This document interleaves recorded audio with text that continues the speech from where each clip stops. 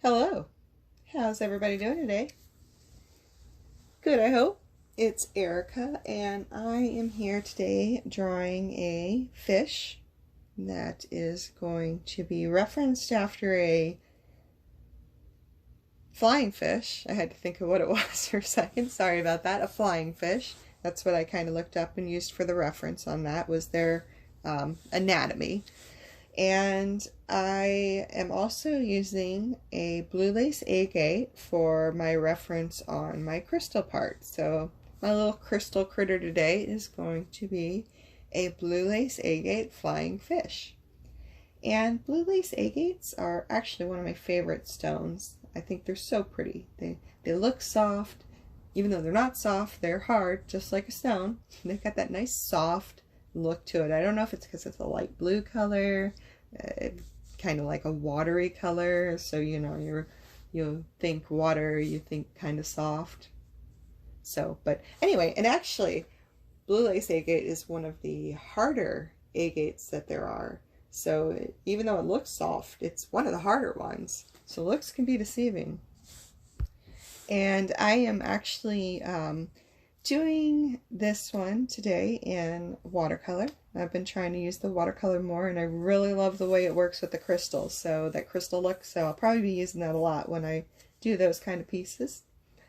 And I also use some of the Speedball black ink to do what I'm doing right now, that black textured look in the background. And I did use the Coliri metallic blue for that blue in the background. So I do use some Coliri metallics. I use the Kiritaki watercolors. I use Copic multiliner pens with this one. And I do use a Uniball jelly roll pen for the highlights later. And I will leave a link in the description part of my video in case anybody wants to check any of that stuff out. So you can find that there. And I started by, of course, using a pencil to do my outline and figuring out how I wanted to lay my fish down. So once I got that pencil done, I went ahead and outlined it, and then I got rid of the outlining, and I did tape part of my paper, but I didn't tape it all down to begin with, because I kind of like to move my paper around a little bit when I'm drawing.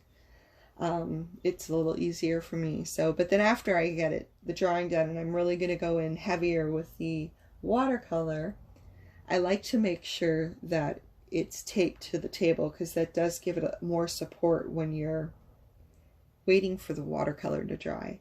When the watercolor dries and it's not taped down, the paper warps kind of funny. And if you're waiting for it to dry, even if you've got like tape, you know, so that things don't, that bit of tape just really helps keep that paper stable. And when you use the blow dryer to dry it instead of waiting for it to air dry, it also seems to pull that paper, you know, nice and smooth again. But I have noticed that sometimes I have used a blow dryer after I have untaped the piece and I've tried to dry the paint. That really makes it warp a little worse, actually. It kind of like starts to fold, like sink in. It's weird. It warps the paper if it's not taped down, worse than if it's taped down. So yeah, in case you ever try to blow dry your watercolor after it's untaped, you might have that issue. And then of course, once I've got the majority of the piece done and all the color done in there, I go ahead and I take the tape off so I can work a little more freely with the piece.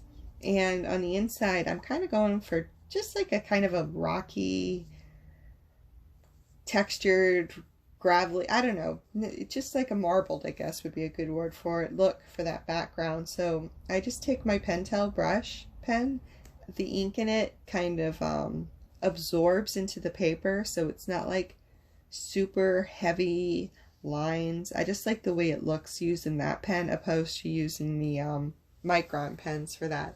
The Micron pens, I mean, they don't give the same effect. I guess maybe because it's a hard nib instead of a soft brush, obviously. And then I use the Coliri to do the border and the cracked glass look around the fish.